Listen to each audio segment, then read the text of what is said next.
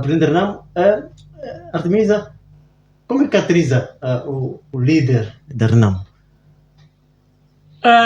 O líder da Renamo é um líder, deixa lá dizer mais ou menos, ele para mim até considero como um bom DJ.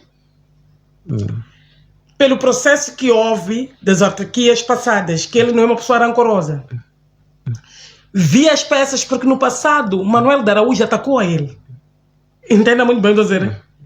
Mas ele não lhe tirou para concorrer como presidente do município. Lhe deixou lá.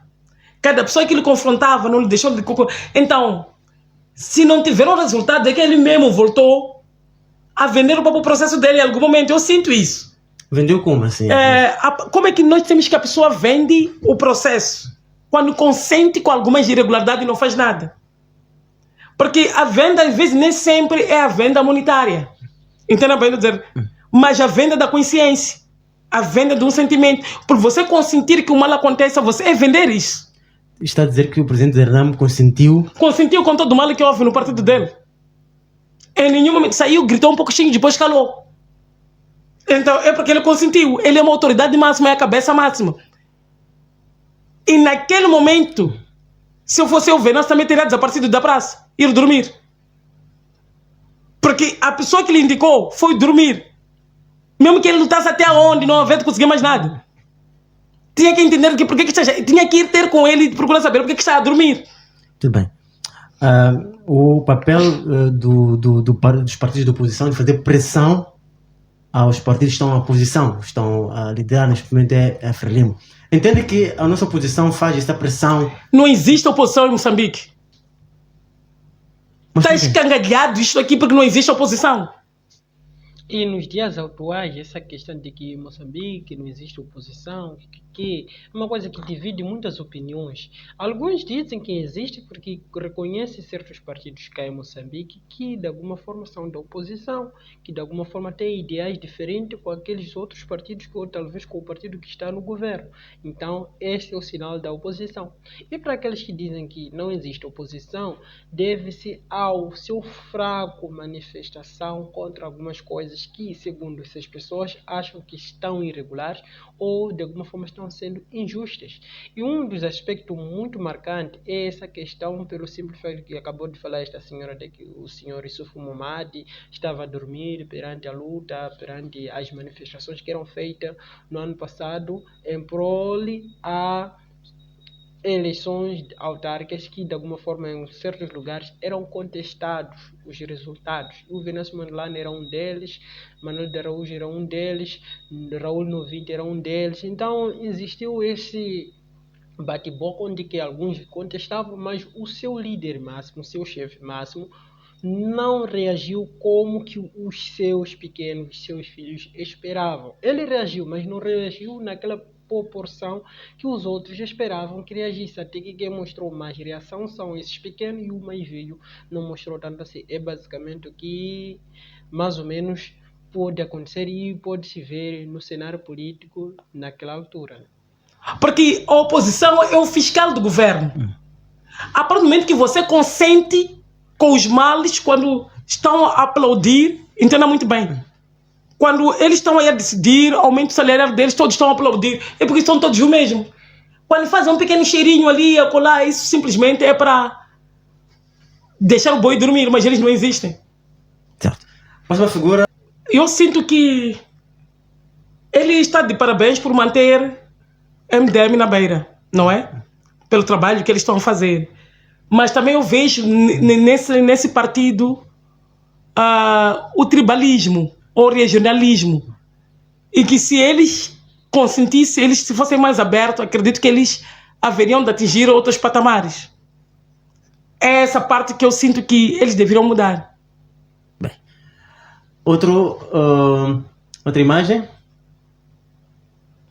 A próxima imagem, Alberto. Venâncio Mondlane. Este é um jovem E mais uma coisa, segundo o candidato que acabou de sair, né, é o Lutero Simango, o sucessor do seu irmão Davis Simango, que foi cofundador do partido MDM, e atualmente o Lutero Simango, que era anteriormente chefe da bancada parlamentar do MDM, agora é o presidente do partido MDM. Então, gostaria de saber também da opinião dos que estão a assistir. Será que o partido MDM tem sido um partido regionalista ou tribalista, uma coisa assim?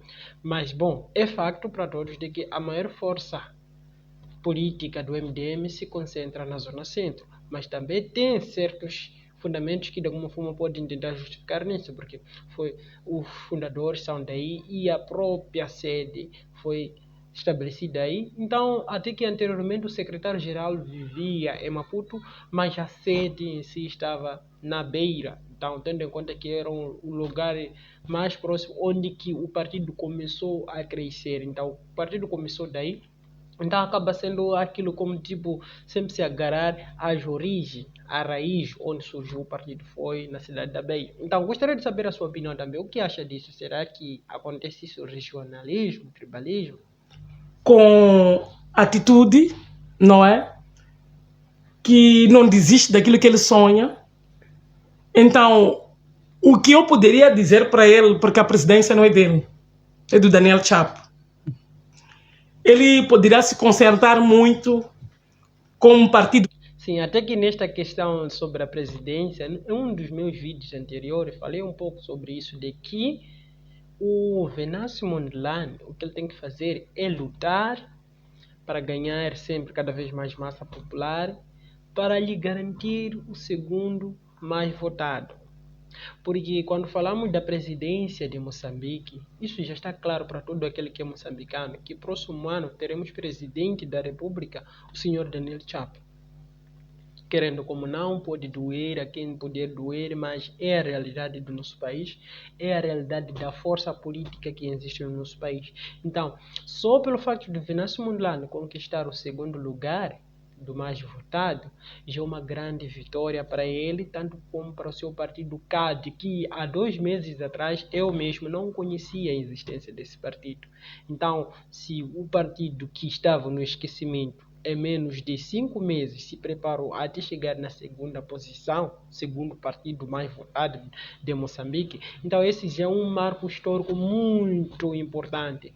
E daí vai já crescendo aos poucos, até sucessivamente poderá haver a oportunidade futuramente poder vir a ter um candidato na presidência da República com este partido, mas do imediato não coloco tanta fé assim. Alguns dirão que houve fraude, tanto, mas a realidade é está havendo fraude ou não, já está garantido. O Partido Frelimo e o seu candidato estão na presidência. Isso todo aqui é incontestável. Para todo aquele que é moçambicano já sabe que isso vai acontecer e já sabe que isso vai ser. Então, esses outros 3 partidos, a única luta que eles têm é lutar para conquistar o segundo lugar. É o que eles vão fazer. E o Venâncio Mondlane, propriamente, ele próprio sabe disso. E ele sabe que ele deve lutar para ganhar o segundo lugar. Esta é a luta do Venâncio Mondlane atualmente. Depois de conquistar esse marco, aí é onde ele pode já se reorganizar para poder lutar para o próximo nível. É basicamente o que eu acho, a minha opinião, mas gostaria de saber a sua também. Dele para irem à Assembleia e concorrerem ao segundo lugar. Isso pode lhe ajudar bastante nessa corrida, não é? Sim. A pergunta que ia fazer, mas acabou de responder, mas vou fazer de outra pergunta, de certa forma, uma outra pergunta. Qual desses candidatos presidenciáveis é uma ameaça para Frelimo? Yusuf Momad. Ameaça ameaça no sentido de pode tirar a Frelimo do poder. Não, ninguém. Então não existe nenhum. Não existe ninguém que é ameaça. Nenhum deles? Nenhum deles é ameaça. No sentido que percebeu de ameaça, o seu fumado, em que sentido? Yusuf Momad, ele vem como segundo partido da oposição. Esse é o partido, é a segunda maior força política mais votada. Exatamente. Então, como eu disse que ele era um bom DJ, não sei como é que está a montar as peças dele, Mas se quer trazer todos no sentido de quem poderia ameaçar a Frelimo que poderia ameaçar a presidência da Frelimo, não existe nenhum. Todos, nada, tudo que estão a fazer ali. Só o que vou te dizer uma coisa para entenderes bem. A maior parte dos jovens não recensearam. Os jovens moçambicanos têm que serem conscientes.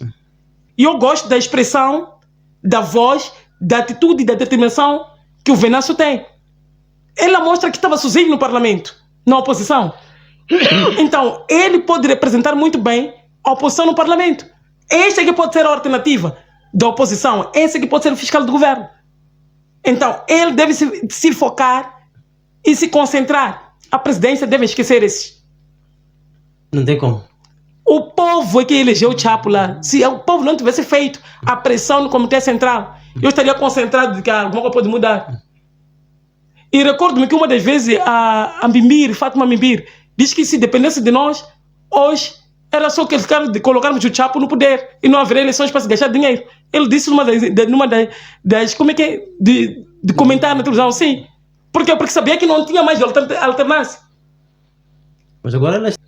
Bom, chegando a esta altura do vídeo, gostaria também de saber a sua opinião perante essas informações, perante essa entrevista que a senhora Artemisa deu ao CIP, que é Centro de Integridade Pública de Moçambique. Então, foi uma conversa, um debate, onde que ele sendo entrevistada, deixou ficar aquilo que é a sua opinião, aquilo que é o seu ponto de vista. Lembrando que cada um é livre, estamos num país livre e democrático, cada um é livre de ter suas próprias opiniões e, de alguma forma, sua forma de pensar. Então, eu gostaria de saber também, analisando aquilo que é o cenário da nossa política moçambicana, aquilo que são os acontecimentos, aqueles que são os partidos mais conhecidos, que de alguma forma irão concorrer às eleições presidenciais do próximo dia 9 de outubro, em 2024. Então, gostaria de saber qual é que poderá ser a sua opinião também a respeito desta questão. Eu me chamo José Chambani e, como sempre, também pedindo a sua ajuda, que ajude por meio de like, se inscrever no canal, ativar o sininho das notificações, compartilhando esse vídeo com os demais amigos e também pode ajudando por meio do quê? De donativo no Emola, que de alguma forma já estará também ajudando bastante ao canal. Lembrando que os megabytes atualmente estão custando um pouco caro, então qualquer ajuda é bem-vinda. Então, muito obrigado e nos vemos no próximo vídeo.